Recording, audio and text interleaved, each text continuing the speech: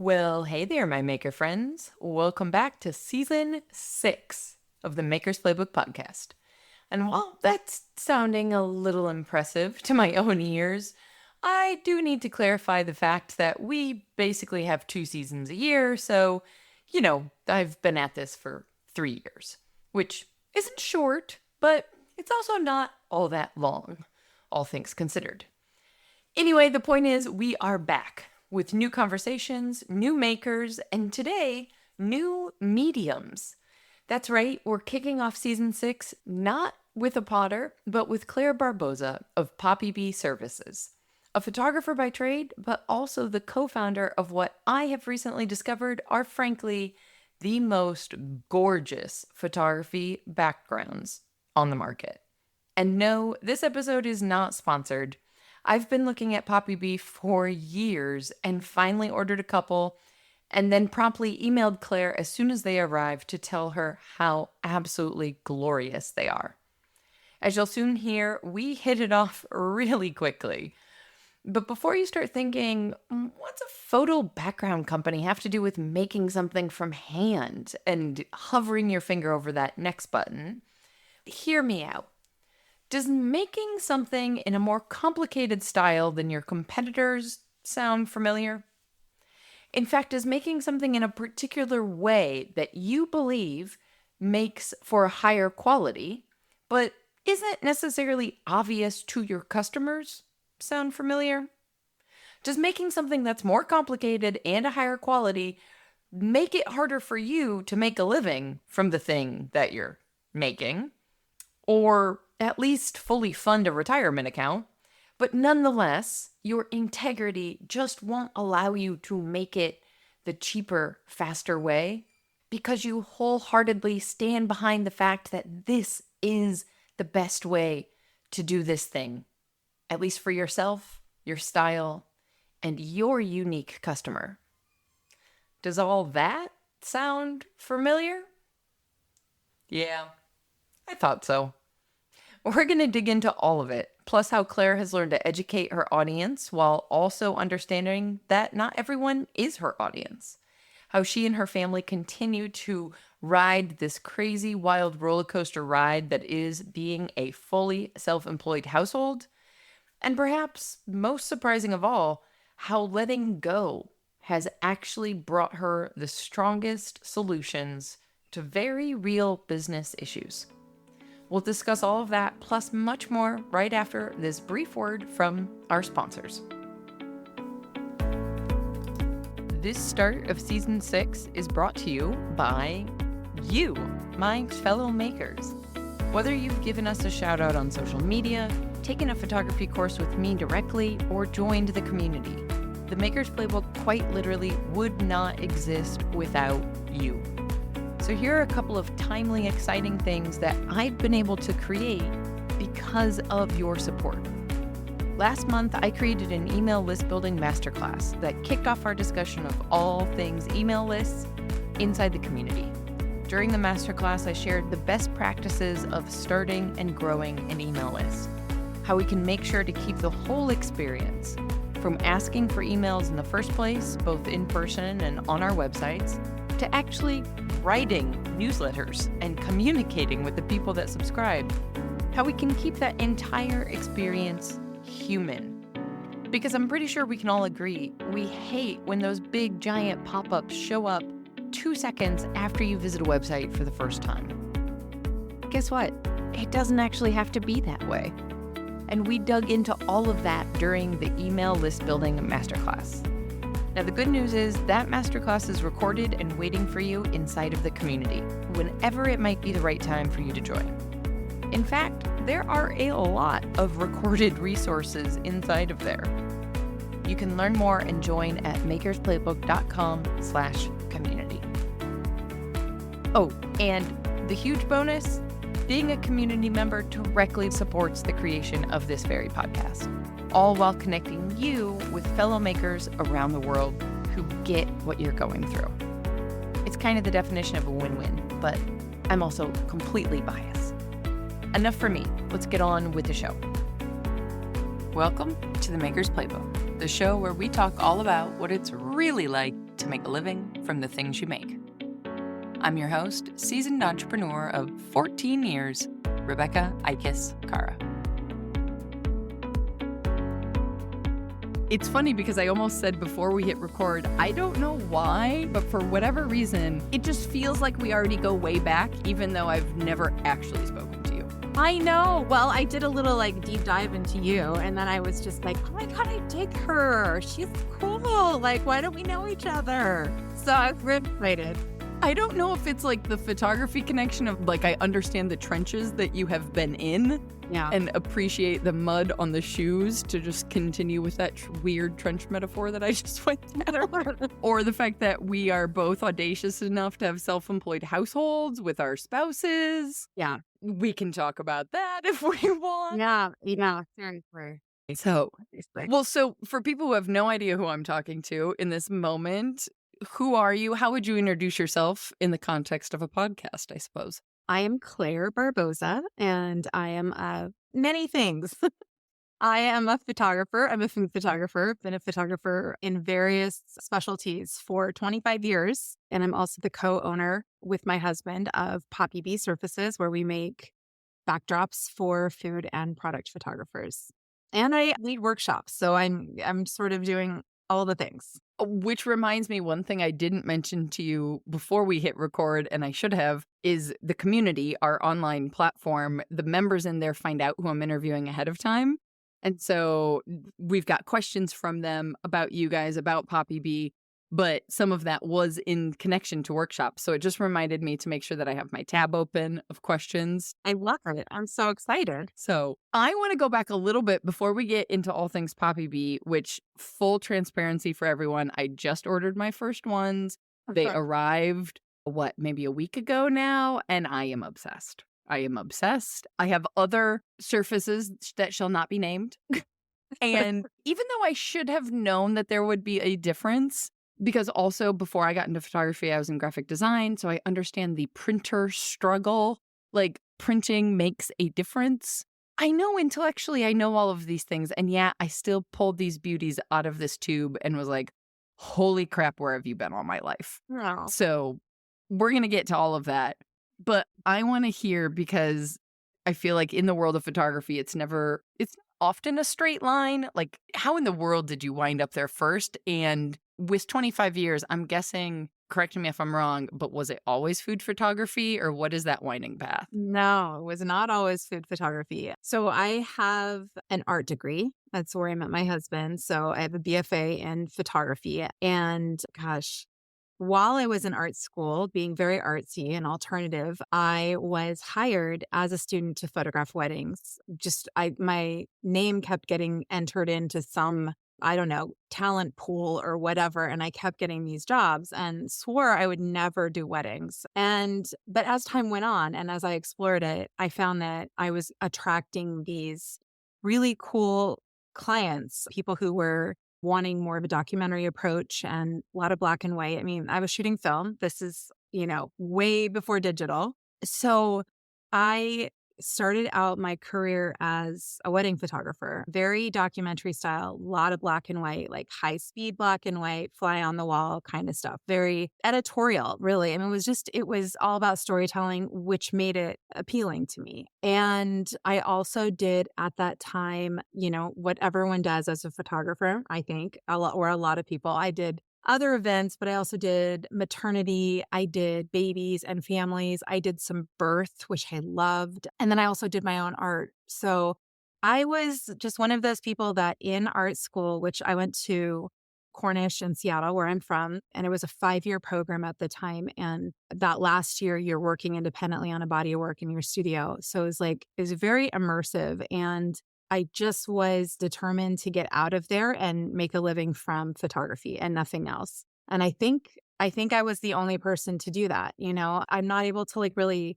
do that, go to the day job and do my passion on the side. I just can't. I need it to all be one thing, really. It doesn't work for me. So anyway, I did weddings for about 14 years and then about, oh God. This must be a magical number, because right at 14 was when I was like, okay, there's something about that number. Yeah, but maybe like extreme burnout and depression with that assist. No. Oh, that couldn't be it. Yeah. Yeah, it was a lot. It was a lot. It's when I discovered I can do the extroverted performance really well, but I'm actually an introvert. Like it just felt I was very exhausted after being on for so much of that time. I also think there's just only so many drunk groomsmen a person should have to encounter in their Oh life. my God. Like, Yeah. people always talk about brides. I'm like, oh, it's not the brides, guys. It's No, Mm-mm. no, But anyways, no. I know I have stories about the grooms. I'm sure we all do. this conversation we will have with wine off the record. Exactly. Yeah. So there was overlap, a little bit of overlap from my last wedding to food photography because I've been shooting food for 15 years. So, there was definitely some overlap. But for the most part, I hit a wall with wedding photography and I started transitioning and trying to figure out what I wanted to do. And then I was hired to document this very small raw dairy farm on Vashon Island off of Seattle, like for over the course of a year, like everything from him slaughtering his meat and like everything. And it was transformative. So I went home to my husband and was like, yeah, I don't want to photograph weddings anymore. I can't imagine that I'm supposed to be doing this thing that is so incredibly draining to me. And then I found this other thing that is so exciting to me. So I just rebranded and transitioned my business over to food. And farms actually was a big focus for a long time. That's amazing. Even though we're talking about photography specifically, there's so much overlap in medium, I think, because what I'm particularly interested in how you navigated that transition, because presumably for a lot of us with small businesses, so much of the work is word of mouth, is the fact Yeah. that you've built this network. And so to then transition networks, even if it's not completely changing what you're documenting for photography, even if it's not completely changing mediums or styles, I think for a lot of the potters listening, I think of stylistically, someone trying to go from functional work to sculpture or things like that, same medium, really hard to get people to think of you for something different that Yeah. they know you for already, And I think the same is even true with price points, right? This was for me with weddings. I don't know if you found the same thing, but I started out of college at one point and trying to, as I improved, as I got better, as I realized how expensive it is to actually build a viable business and Yeah. survive, it was like, oh, I have to now be at this price point, but everybody knows me over here. There's so many different iterations of transition that are coming to my head when you talk about this and how you even make that work. Yeah, it's a really good question. I think too that like along those lines, like you were mentioning, the word of mouth aspect, but when you're in weddings, there is at least years ago, I don't know how it is now, but at the time there was a very clear trajectory and like, here's where you advertise. Here's where you submit work to get an editorial spread. Here are all the steps. It was very clear cut. I got a lot of referrals, but I also advertised and it like didn't pay that much for advertising and got jobs from The Knot and things like that, You were one phase before me because by the time 2010 rolled around, it was like, I feel like social media was new enough that was really successful, but the traditional advertising was like, here's how much this is going to cost. We don't really have any ROI to show for it. Like, but trust us, we swear. And I'm like, yeah, no, I can totally see that. I will go back to your question in a second, but I want to just as a tangent, I went to a digital boot camp in 2005. So I remember like I was solidly a photographer in Seattle. I actually 2005 won Best Wedding Photographer in Seattle by Seattle Bride Magazine. So it was like I was riding a good wave, so I don't doubt that like, yeah, I could totally see that it changed. And the reason I brought up the digital thing was because after digital came about, there was a massive explosion of photographers. Everyone was a photographer because everyone thought they could take a photo and then, I don't know, do whatever shit they did to it, like in post-production. If you take enough photos, something will come out and you could do that with digital. Right. Because you could, and I feel like that's where I don't want to get too jargony on everyone, but oh my gosh, we're going to have so many other conversations. Because that's where like I originally learned on film but I was right at that cusp. When it came time to have a business and figure out commercial viability, it was digital. And so I was right at that cusp of like, I knew not to just put down the shutter button and never let go because I learned on film, Yeah. but at the same time could actually viably start something because I didn't have to pay to develop films. I've shot film for one wedding ever Oh, because they wow. wanted film, Yeah. and actually this is not that far off track. If there are, since there are a lot of potters that listen, it's like, this is the exact same thing happening with pottery in my perspective now, which is fascinating to me because I was the new girl with photography that all of the middle-aged dudes are like, "Ah, another 20-something white girl who loves her job. Oh my God." Yeah. Yeah. But this same thing is happening in other mediums now as they become trendy, right? Like the number of home pottery studio, and the number of master craftsmen, people who are seeing this surge of Instagram potters. There's so many parallels in my mind that I've mentioned to people before. I totally see that. Yeah, absolutely. So when I transitioned, what I did was, I mean, I had a name for, my wedding business. So I went by my first name and middle name for that. And then so I was able to shift over to the food world or rebrand my business name pretty easily. But what I did was like I had no idea how to get the word out. It was like is entering in this world of kind of commercial photography and I had no clue what to do. So I met with, well, as you know, you meet a lot of people in the wedding industry. So I knew a lot of caterers and people and like event spaces and all these things. So I set up meetings with every single person I knew who was connected to food in any capacity. And then that led to like, well, have you talked to so and so? And if you talked to this person? That's how I ended up actually getting that job documenting the farm. I mean, I was interested in food before, but that was the job that like clinched it. But that it was in talking to people I knew in the real world and kind of getting the word out that I wanted to do something different that led to that, which then led to like I think it was like three cookbooks that first year with a publisher in Seattle. So it just kind of built. It was very clear to me that it was meant to be, but that's not to say that there weren't massive challenges. I mean, the recession hit the same year I did this and I made like 50% less money. And I have always been the primary income earner in my house. So that was not insignificant. Yeah, that's actually just a point I'd want to hit on a little bit if it's okay with you right now, because I think that's something I'm hearing spike again in conversation and I've always struggled with this because I started my photography business in 2010, which was right amidst that recession. Like, we were already in it. We weren't Yeah. out of it yet. We were in it. And it's interesting because the thing I notice once again from COVID happening is that's the cycle that happens is you've got a lot of people who have been around for a while Mhm. who, when a recession hits, is like, oh, I have to figure out how to keep this thing afloat Mhm. compared to what we were doing before. But at the same time, you also have a lot of new people entering because either they lost their job, this was a hobby or a side hustle that now they're trying to take more seriously, or, losing a job, or in my case, not being able to get one in the first place was like, okay, now I'm going to go all in on this thing. And it's something I think kind of happening again now, but I also feel like it's one of those things that a lot of times us as artists, when sales are problematic, it's kind of like, oh, the economy, and we Yeah. throw our hands up and we go, oh, it's the economy. And I'm always kind of like, there are people still selling stuff right now. There are people still buying stuff. So is it that we need to figure out a new skill, a new approach to how we sell our wares or our skills or our art and all of these things? I don't know.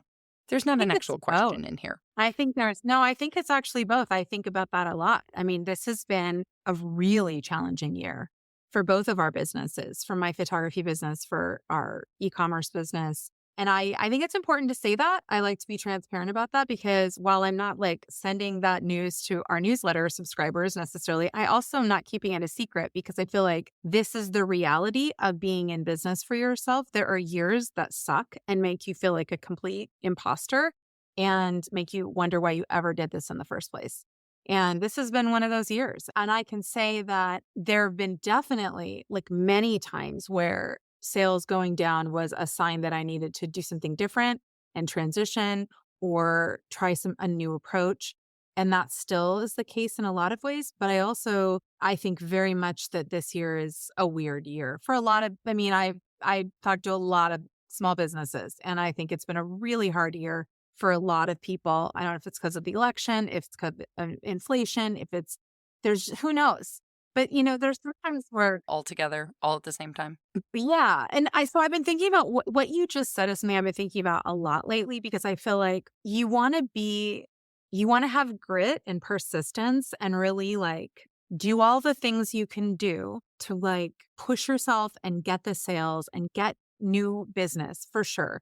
And not be complacent and just say like, it's the economy, it's a bad year, I guess I give up. You want to push yourself. And at the same time, I also feel like I have spent a lot of times feeling really bad about myself because I feel like, well, I must just not be trying hard enough. When in fact, sometimes it's just like not working and stuff is out of your control, I feel like this year's my theme word is like surrender. I'm like, I don't know. So I'm surrendering like me not in the giving up way, but in the way of like, clearly I'm like fighting upstream. So something needs to shift. What is that? And trying to just be aware of like what the universe or whatever is like leading me towards, What I hear with that is being able to distinguish like what we can do and what we have no control over. Exactly. Right? Like, I don't have the exact date of when this is going to air, but presumably when I do air it, it is going to be in the time when, for the first time ever, I'm going to do like an NPR a la style membership drive for the show, cool. which I've never done before. I don't love the idea of doing it because I would rather be like, here's a course to purchase, you then get a thing. Yeah. But, and I'm also thinking about this when we're recording this is post Helene and like, are we post Milton now? Like barely, just yeah. sort of. It's still really windy. And so I'm like, I really don't want to have to get on the internet and be like, hey guys, support my podcast and give me money, because I'd much rather people go give money to World Central Kitchen. Right. But that's also the reality, so it's like, I can't control that. Yeah. Despite what has currently been said on Twitter, we cannot actually control that. Right, exactly. You cannot actually control the weather. FYI. If that's what gets me canceled, then so be it. But getting back on track, it's just one of those things of like, that's where we're at right now from a cash flow financial planning as a business, as me doing a transition away from weddings, ironically. And that's just the dumb luck timing of hurricane season. And there's always something else going on in the world that I'd rather promote than myself. But I'm also self-employed and bills are bills. So you're in Seattle, 15 years into weddings. We're pivoting into food full time, but we're still in Seattle. Yep. Okay. At this time, because I know with Poppy Bee Services, it's you and your husband together. So is he also like what's kind of give us the timeline of all the things, and then we can always back up. Well, Poppy Bee, we didn't start that till 2020. I told him when I started photographing food, literally, I still hold this over him to this day. I told him 15 years ago, you know what a good business would be? Making backdrops for food, because I had never worked in a studio before. Coming from weddings and stuff, this was all new. And having different surfaces for different shots, and especially for cookbooks, which is what I sort of did first, was launch into cookbooks, and needing different backgrounds or like surfaces for every shot practically. I was like, how do people get these? I don't know how, And so Joe, my husband, is, his background's in painting and printmaking, and he was a carpenter and contractor and all the things. So it was like, I had him make me stuff, but I was also like dumpster diving. I was like, anywhere I could find anything, I found it. And so I had that business idea, but it didn't go anywhere. No one took me seriously.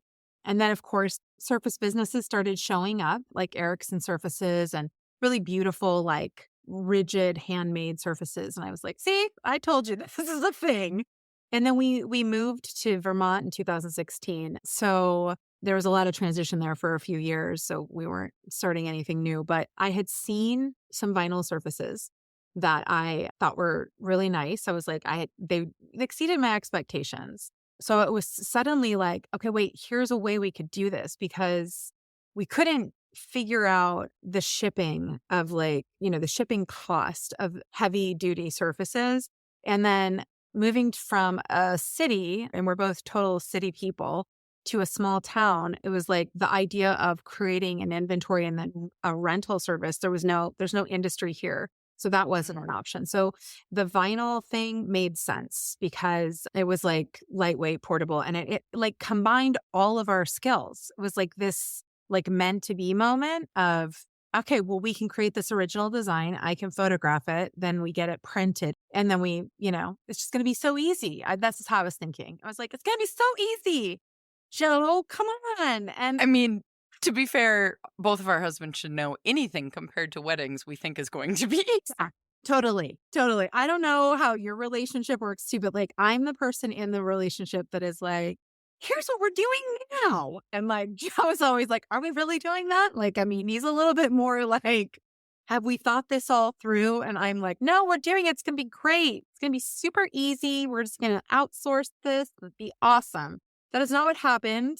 Spoiler. Yeah. So basically, that process, how that happened was I had only seen vinyl surfaces that the only ones I'd seen, except for, well, I guess I'd seen one from the States. I'm not even going to comment on it. But the one that I thought was good was from the UK. And so I was like, okay, looks like in looking at what's out there, there are a few companies. They're pretty much like not in the US. And here's what they're doing. And like, I could do this. And I think actually I could do it better in some ways. One aspect or something. Yeah.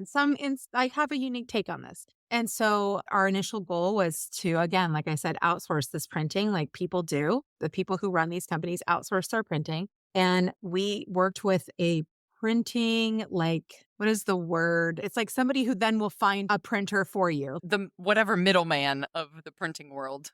Yes.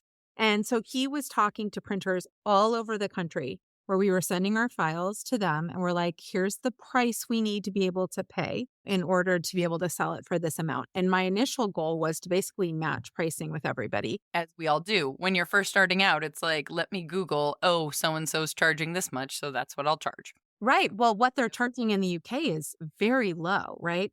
We did not even, we got laughed out of no one would even talk to us. We could not, what they're charging with other companies, let's say it's like $25 for a 2x3 surface, for example. We couldn't even get them to be able to pay that much. Like we had to pay more than that to print it.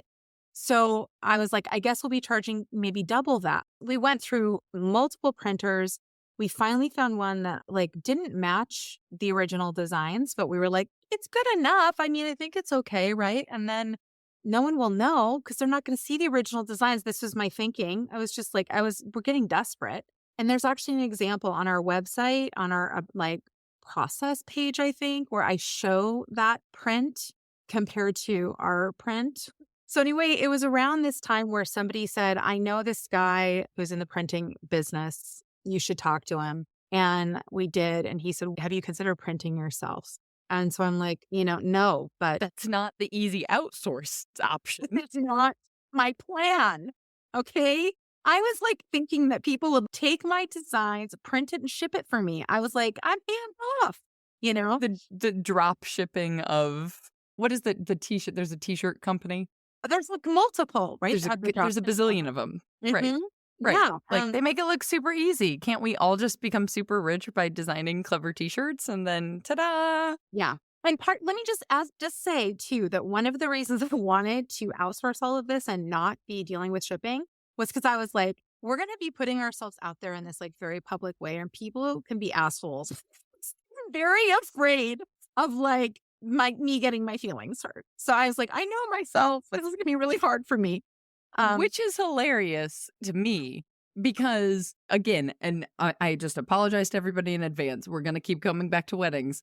Going from like the emotional intensity that is taking on other people's feelings on what the world has told them is the biggest day of their life seems way more difficult than here's a product. A physical, I don't want to call them commodities because what you're producing now is beautiful. But at the time, from a drop shipping standpoint, a Yeah. commodity, right? Where you can be Yeah. like, yeah, sure, here's our refund policy, whatever. Right. Right. I know it seems silly, but I think, it was like these were our designs. This was like personal between Joe and I. It was the first time that was like, he's always been my biggest supporter for my business and like the guy behind the scenes. But now it was like a 50-50 endeavor of very much like all of our skills were thrown into this business. So it was like personal and it was new. Going from a service based business to a product based business, as I'm sure you know, is like a very steep learning curve. So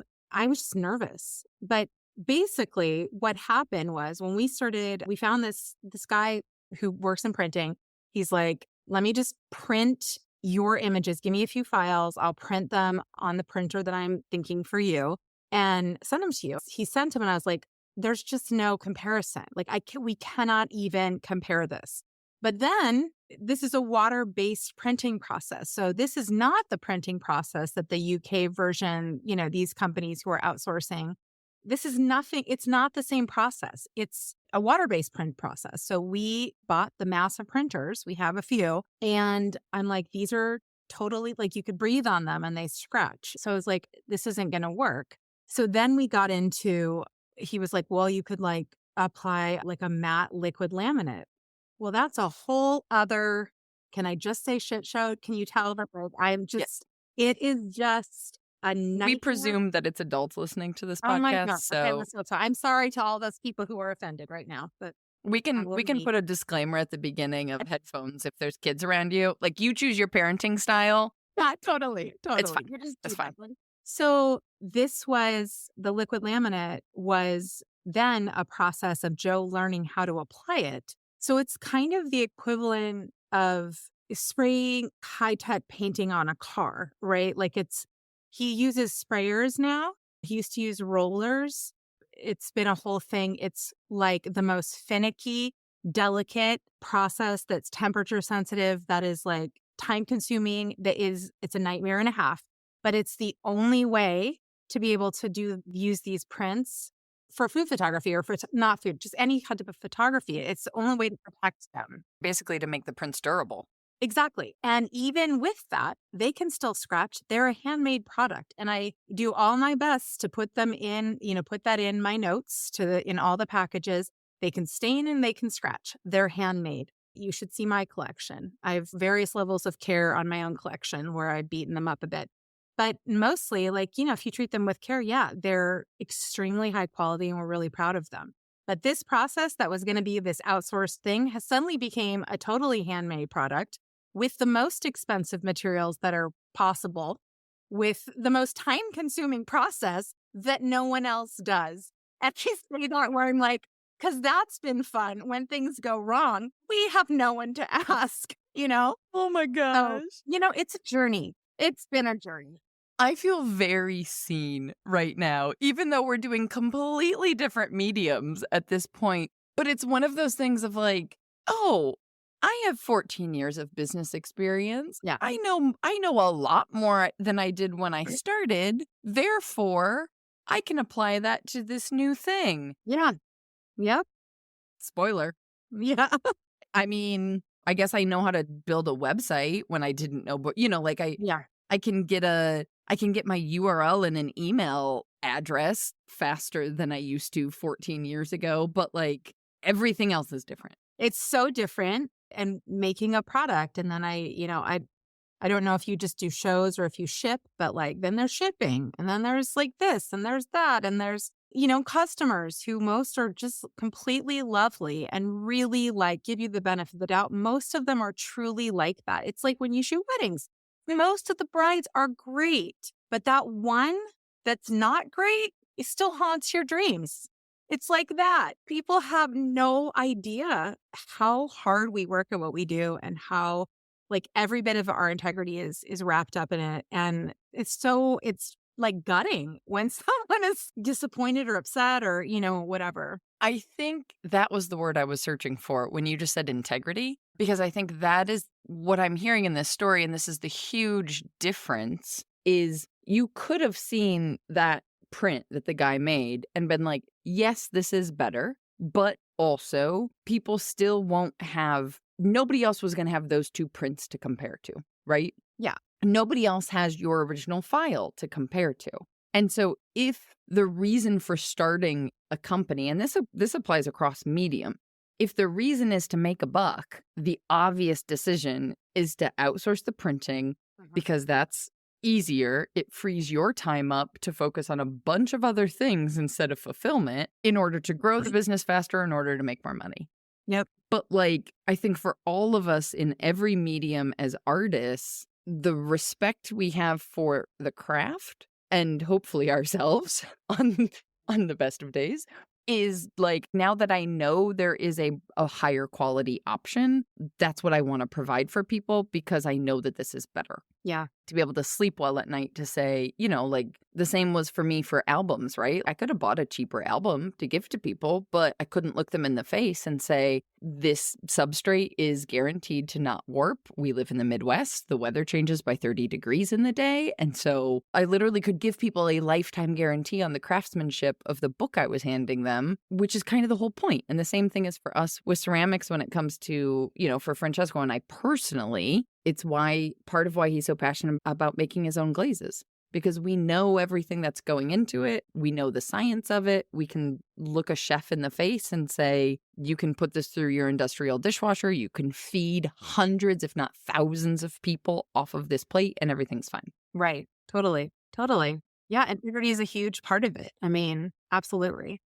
This could be a very broad statement for me to say, but we're just going to say it. I feel like integrity is the word that also is the difference in the experience of shopping with a truly small business as compared to a corporation, as compared to a large, you know, when we don't have shareholders to answer to, we are answering to our own personal integrity. And that's just a different standard. Absolutely. And obviously, not everyone has that standard. And, you know, I mean, even small businesses, not everyone does.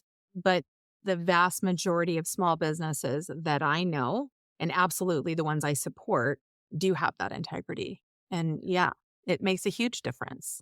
I also think it's what shoots ourselves in the foot so often because it'll be like, I was looking on your site before I ordered, and then things I was seeing as like what we potters would call seconds, the marginally less than perfect items. And I'm going, how big is that actual scratch? Because like, should this be discounted? Do I appreciate it? Sure, as a consumer. But like, sometimes we're setting the bar so high that it's not viable for us to survive in some ways. And yet, here we are. Exactly. I know. Yeah, there's a lot that we sell as seconds that are perfect, really. I mean, practically perfect. But there's something that Joe saw at one point that somehow makes it end up in the seconds pile. And then I have to do the job of trying to identify whatever that random thing is.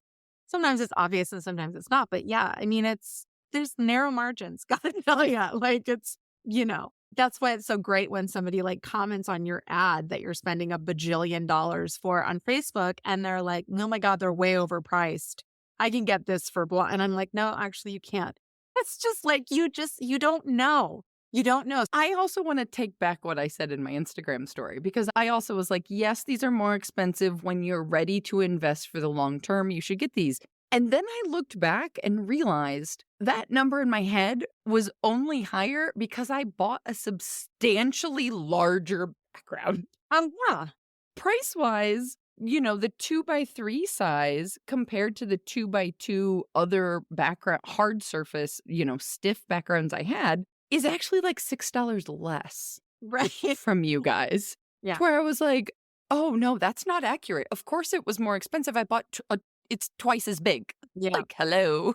Yeah. It's over twice as big. And they're like 2.5 times as big. The large size you got. I know. Yeah. I know. It's all good. It's all good. I just needed that to be recorded on the record. Instagram stories only last 24 hours, so at least the right version is. Yeah. No, I mean, I wish we could sell them for less. You know, I do. I really wish we could. The fact is that the honest fact is that we actually should be charging more for them, you know, based on what our expenses and costs are and how much we work. It's an insane like profit margin.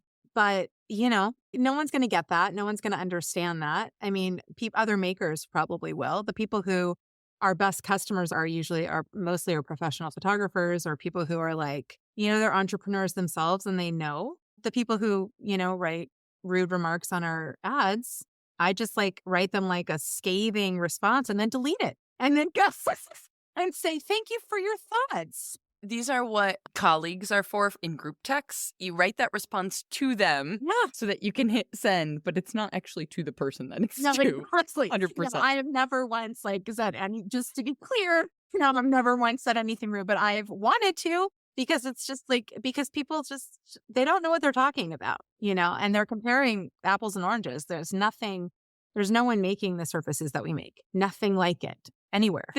This is part of what I wanted to get into with you, because I think it's great to hear from a completely different medium, from a completely different thing that somebody is selling, instead of, I think we can really get insular in like only learning from other potters or other people doing your medium. And so then you don't have like the outside comparison and the larger view. But I think what you just said is so similar to any medium in terms of, because I experienced it with photography.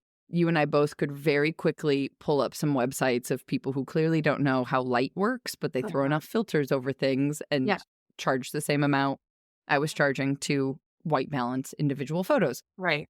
Beside the point. But same thing for potters in terms of like, we are making something so particular to ourselves, and the outside world is comparing it to something they think is the same, right? So like a mug from IKEA and a handmade mug produced by an independent maker, they're still both mugs. Yeah. You drink a liquid out of them. There is a handle. But after that, that's where the similarities stop. And so how for you guys on a completely different medium, what is that kind of education like? Are you trying to explain that to people, or are you just like, look, the right people either get it or they don't, and say a Hail Mary, enough people buy who get it? I don't know. Right. It's both. It is both. I feel like we don't want to be standing on our, pedestal or whatever, like lecturing people. We do our best to have our story on our website, talking about what we do, what the process of that is. We insert the words handmade everywhere we can.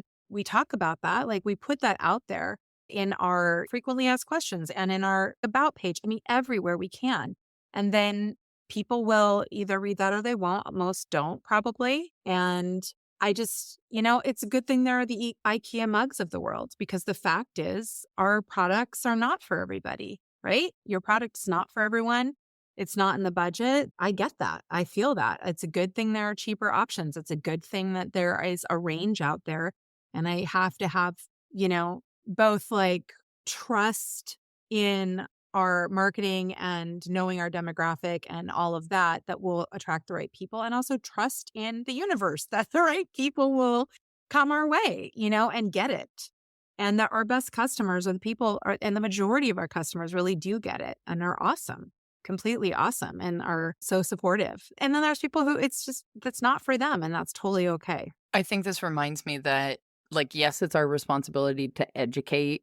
The phrase is, we're selling an educated product to an uneducated audience, right? It's not that they're dumb. It's that they're not educated in our particular craft. Absolutely. So yes, that is our responsibility.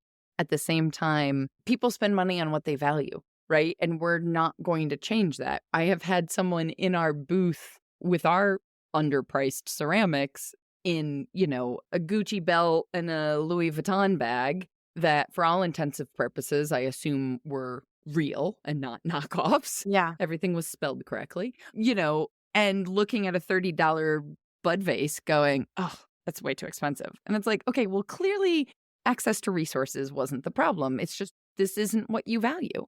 Exactly.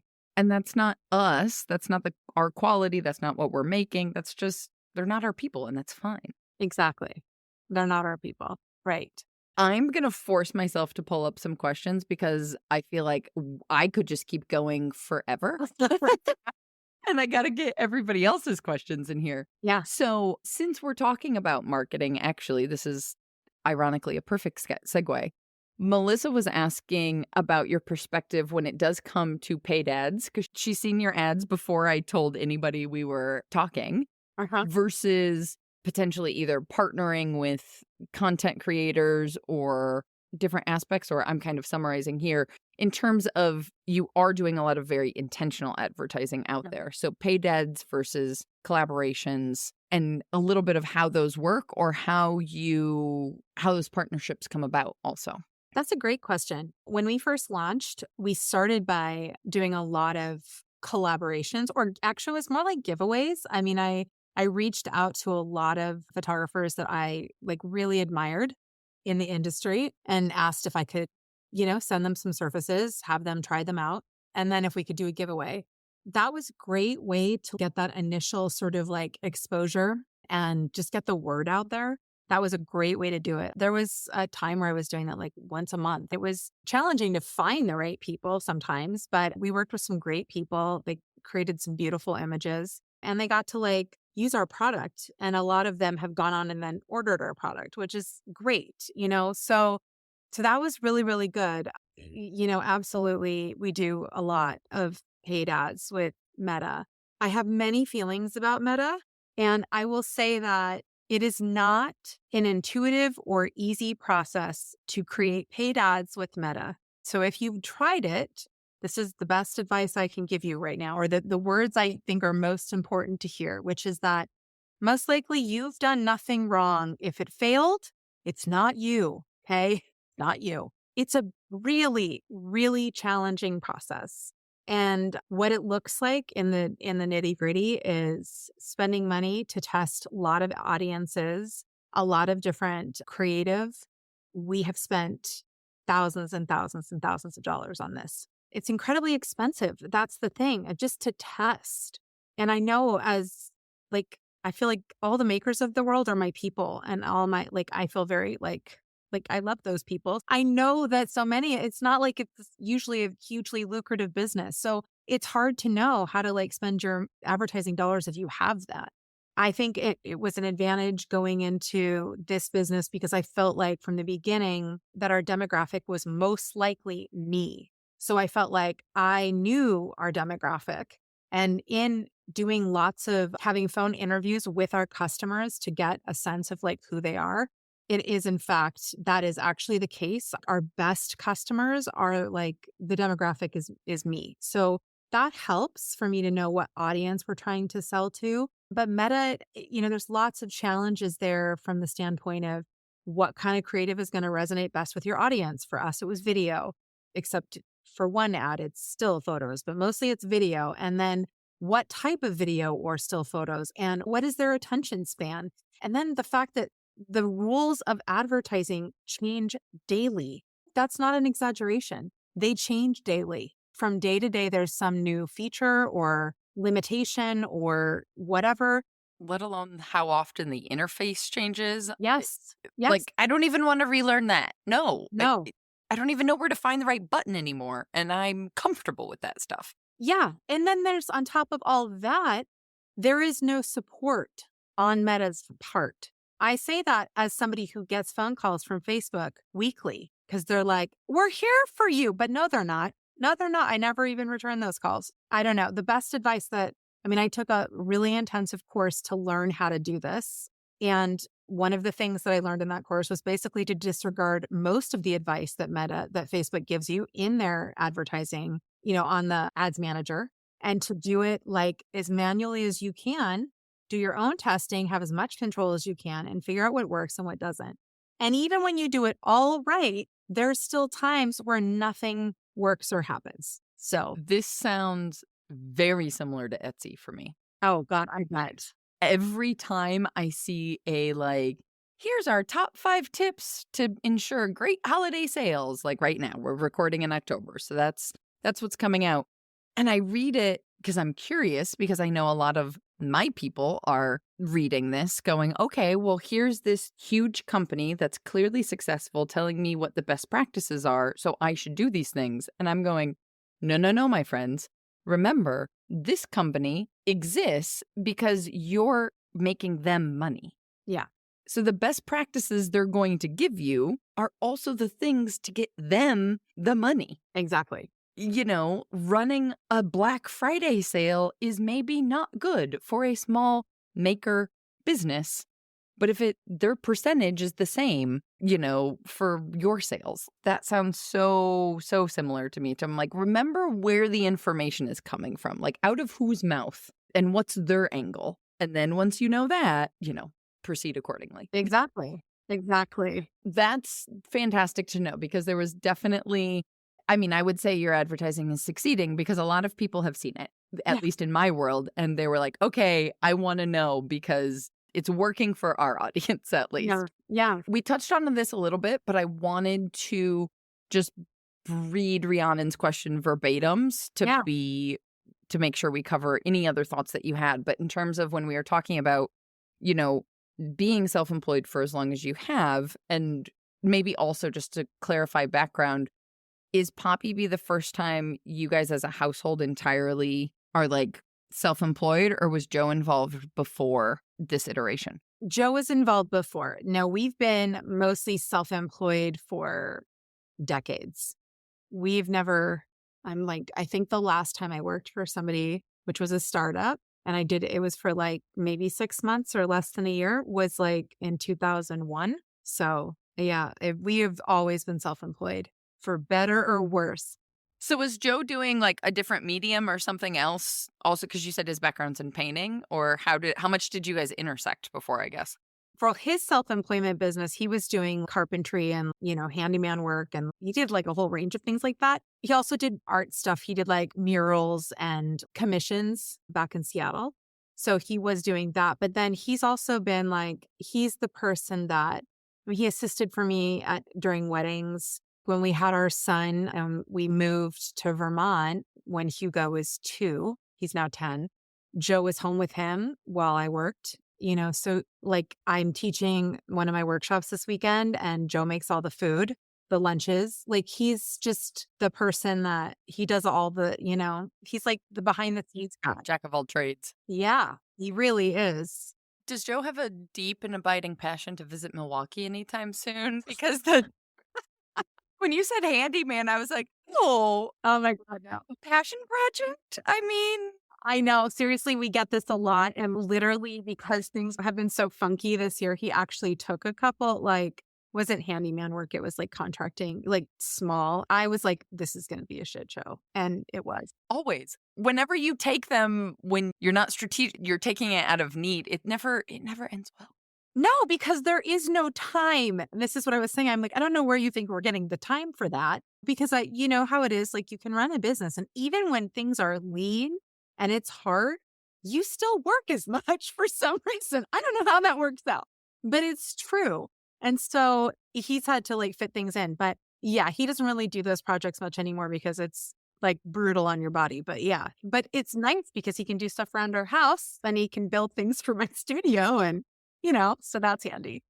That's a massive resource, I will say. Coming from the person whose husband was rebuilding stairs in our backyard before we had our home tour this weekend. And for anyone who's been listening to the podcast for a while, was this also happening the night before the home tour last year? Yes. That sounds like our lives.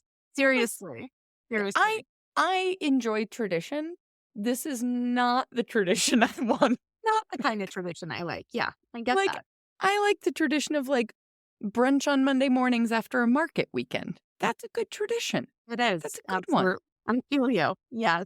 And I asked all of those clarifying questions before getting to Rhiannon's question, because she was asking if you have any particular thoughts about surviving economically, in terms of we are in this moment right now. And for clarification, just for like context, Rhiannon's in Australia. They're feeling the same things. I think globally, everyone is in this place. Another member of ours was recently saying the other day, who's in Austria, not to be confusing, markets aren't the same this year. Things are weird. What's going on? And so the open-ended question, like, you've been through this before, and is there ways to actually strategize? Is it, obviously spend less than you make, but sometimes that's really hard when the margins are already where they are. No, I mean, honestly, I feel this so deeply right now. I get it. And I do know, yes, there's a customer of ours who is in Australia and she's a photographer and she's like, I have had to take a day job for the first time. It's everywhere. How do you survive? I mean, honestly, that is just, I'm like, I don't know. I feel like you go to therapy and I say that facetiously, but no, I mean, I mean, honestly, I have a great therapist. I'm actually going to say something about my therapist because I think it is relevant here. And it's something that is a theme that keeps coming up. I feel like for myself and a lot of creatives who are deeply emotional people, maybe anxious, or prone to depression people like myself, my okayness is in direct correlation with the state of our business. And it has been this particular therapist who has said to me over and over, Claire, if you're going to link your well-being to capitalism, you've already lost. And that has shifted something for me. And that has been like my focus this year, more like the last few months. This is a recent thing. This is like my life right now, is trying to just stay present and being aware of every good moment and every moment that's happening as it's happening. Even though there's always this overriding, how are we going to pay our mortgage? How is this going to happen? What's going to happen with our business? Like, what's happening next month? I don't have any jobs lined up. Whatever it is, that is a real experience that happens on the day to day. Like, I'm talking like, there's no cushion, there's no fallback job, there's no family with lots of money that's going to give it to us, nothing. Like, it's us. So it's like, how do you stay okay when that's happening?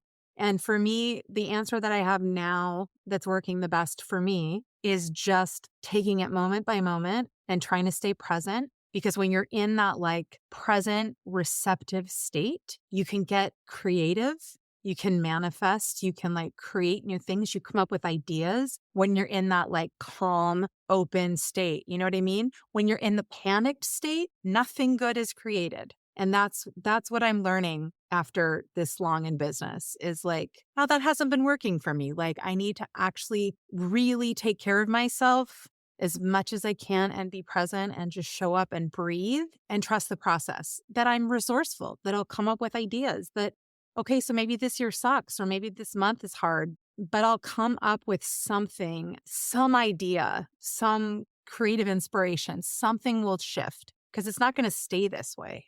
That's what you learn as an entrepreneur. There are cycles. Nothing stays the same. I mean, I think there's so much there, actually. I can't summarize it at all because, there's just like, I'm just like, yeah, that's also what I needed to hear, I think, for us, because as strategic as I like to be, hearing this same situation from so many people is also like, oh, was this a dumb time for me to completely change, careers and cut 75% of our household income off? Maybe. Perhaps. Uh-huh. But to your point, if any of us think taking the money piece out of it for a minute, because I think that also brings up a lot of, gunk in our gut and physically, if you just even think about being in a making flow, in a creative flow as an artist, those interesting ideas of things to make come when you're going for that walk in the forest, or come in these things we hear all the time, but like pragmatically in my brain, I'm like, yeah. I know if I go with Whitman into the forest, sure, creative ideas come. But right now I need to sit at the computer and figure this out, right? Like, we know creatively that the ideas come in those calm moments from the work that we're also doing. And to hear that applied to business, I think recognizes the amount of creativity that goes into being and staying in business. Yeah. In the first place, Absolutely. this is the hill I will die on, that artists so frequently look at the word business and sales and marketing and are like, whoa.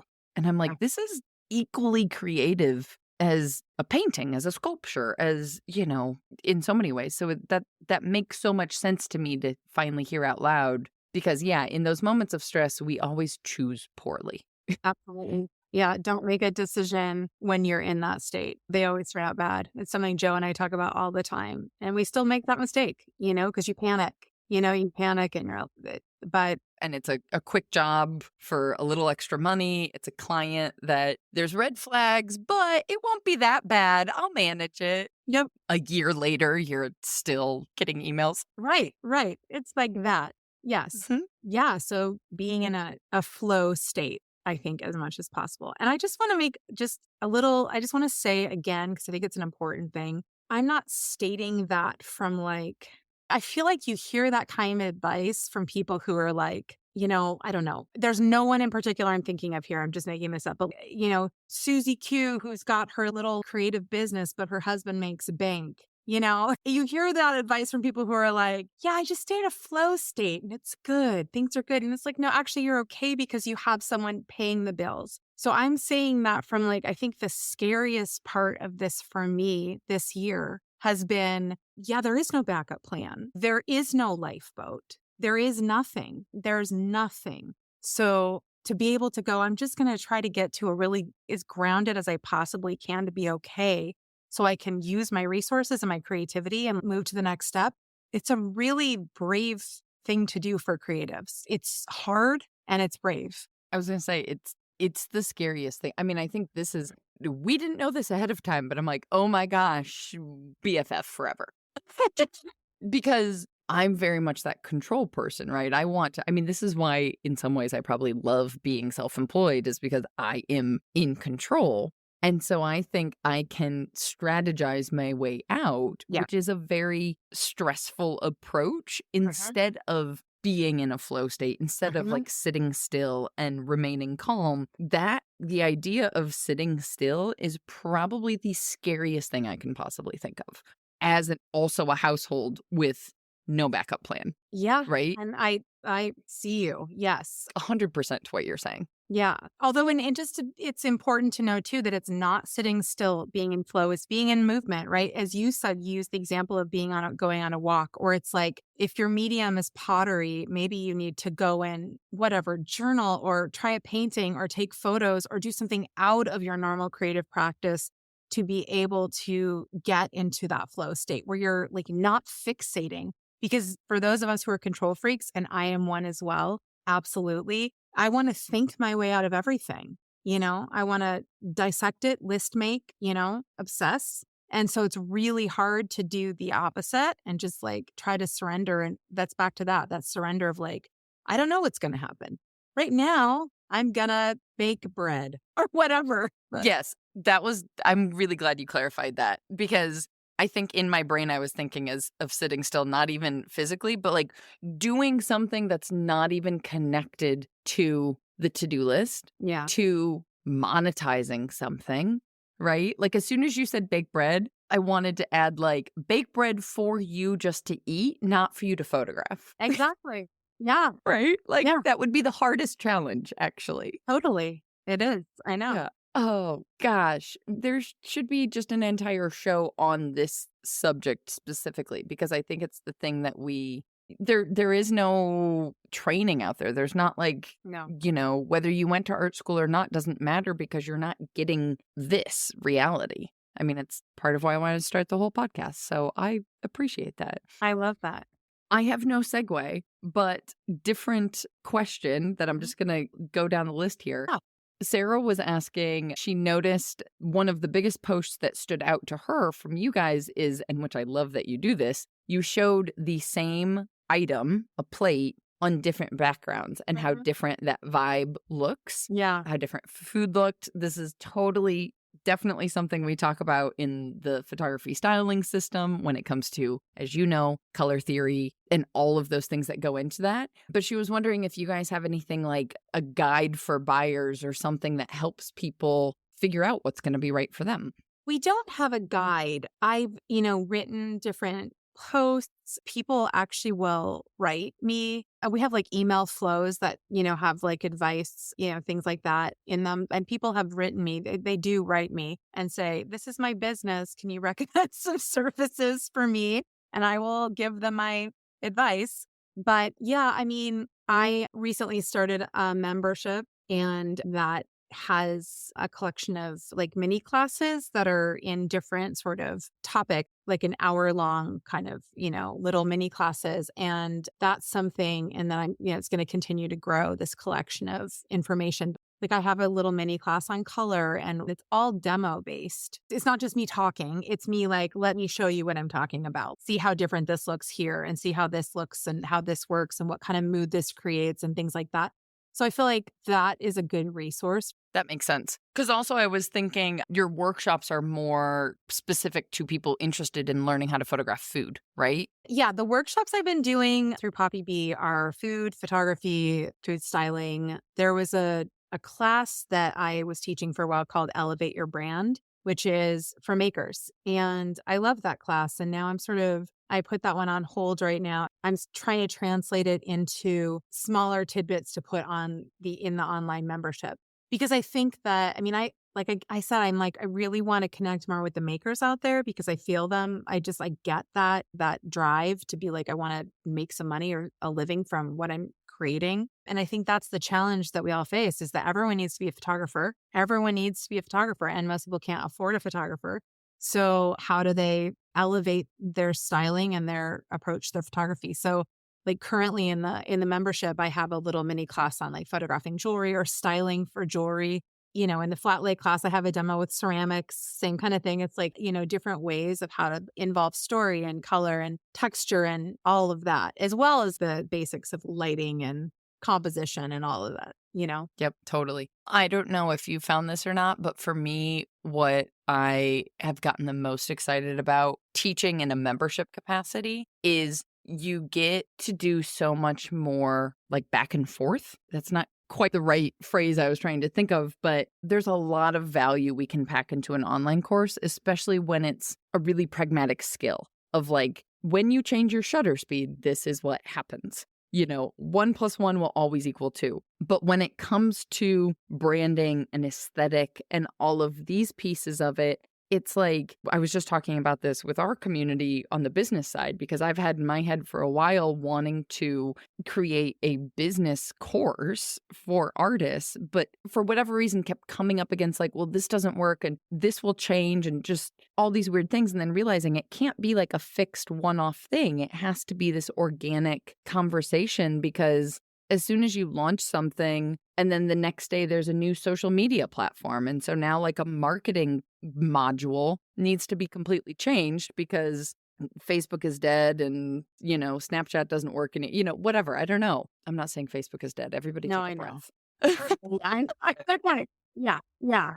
But it's just one of those, I think it'll probably be equally exciting for you to get that constant, be in relationship with other people working on doing this. That was the phrase I was looking for. Yeah. Well, I love that you said that. It's the reason I teach in person. That connection with my students is like the most special, awesome thing, my favorite thing. And so I was really reticent to teach online. And it was probably the hardest thing I have ever done career-wise was try to like record things and be on camera. And, it's just, but I'm starting to realize like now I can actually make this anything I want to make this. It doesn't have to be cookie cutter. It doesn't have to be like anyone else's thing. And I'm looking forward to fostering that connection and that back and forth and that relationship with my students online. And I'm in the process now of like, how do I make that happen? I think I've just had a block around it because I'm such a fan of in-person learning, but I love what can happen in online communities if it's done right, And that's the specific phrase, at least from my perspective, which is completely biased.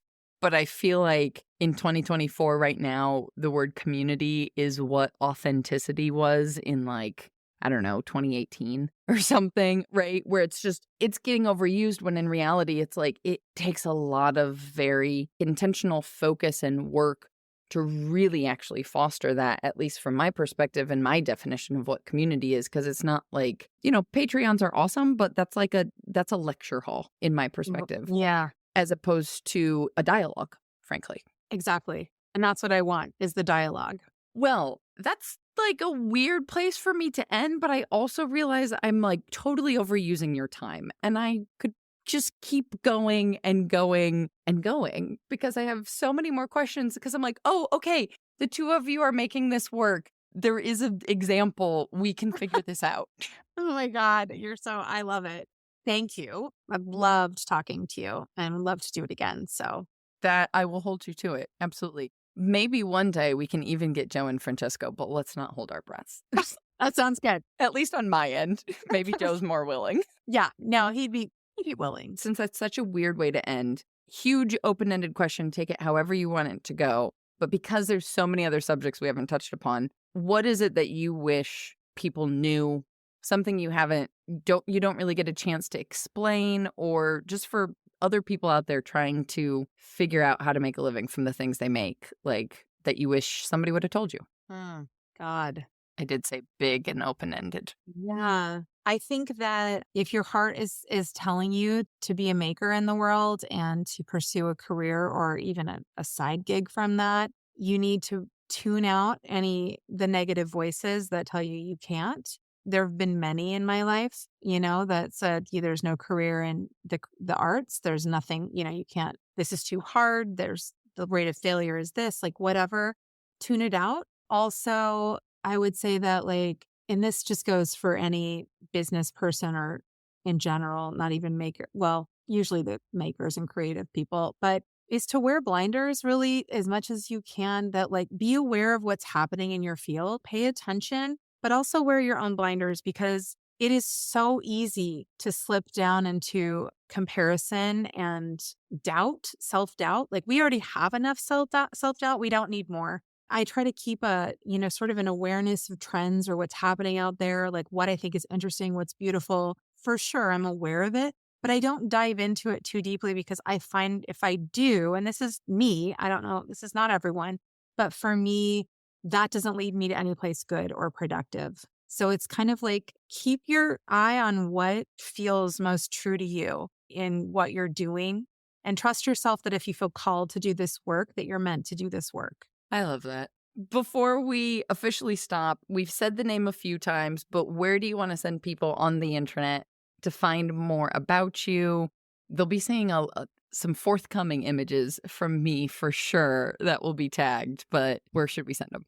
Our business is Poppy Bee Surfaces. So it's Poppy like the flower, bee like the bumblebee, surfaces.com. And you can see the photos on that site are mine. I mean, they're all mine. So you can see my work there. I mean, you don't need to go to my other website unless you want to, which is just my name. I encourage you to, if you're interested, learn about the process of what we do, check it out. And if you have questions, please reach out, because I'm happy to, I'm the one who responds to you. So I'm happy to answer the questions. Spoiler, just because our emails are hello at or info at Right. It's still me. Exactly. I love it. Thank you so much. Oh my gosh. Thank you for all your time. Thank you. This has been awesome. I'm reminded from this chat with Clare about how important it is to pull ourselves away from clay just every once in a while and look at what's going on around us elsewhere in the art world, or the small business world, or your local neighborhood, or just the world. Well, proceed with caution on that last one, but you get where I'm going.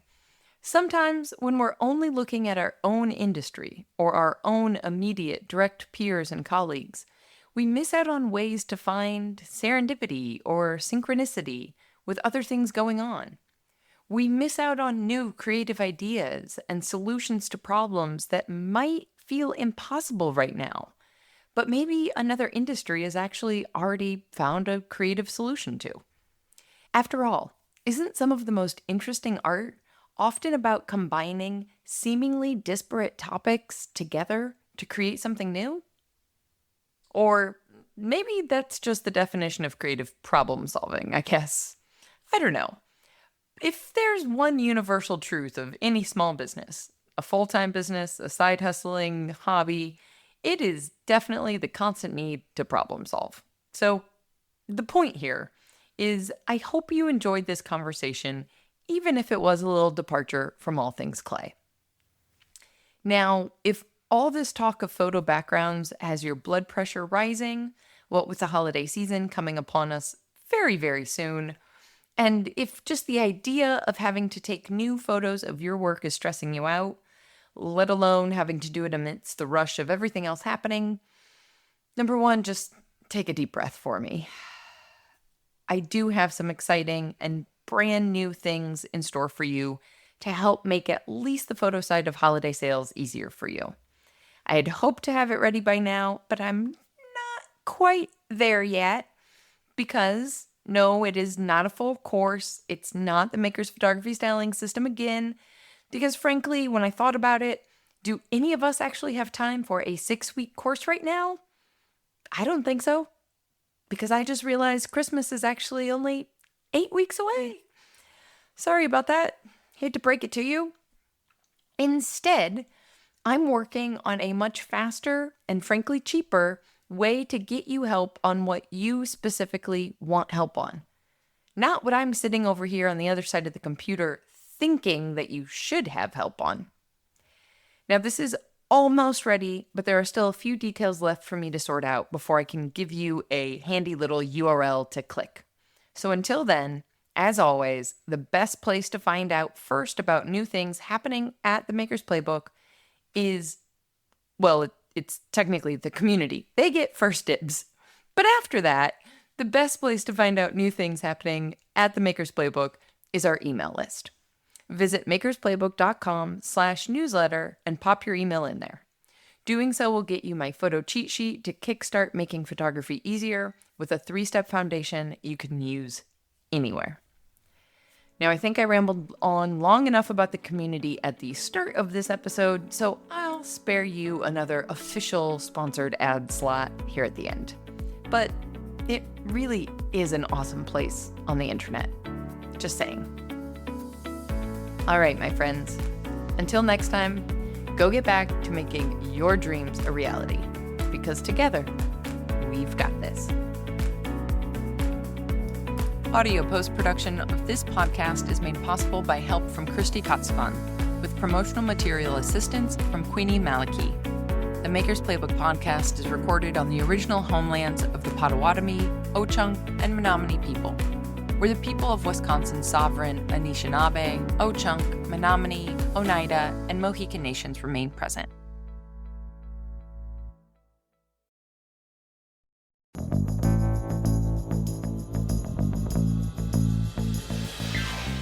This podcast is a production of the Brickyard Network, an extension of the Archie Bray Foundation for the Ceramic Arts. To find out more about our lineup of ceramic podcasts, visit brickyardnetwork.org.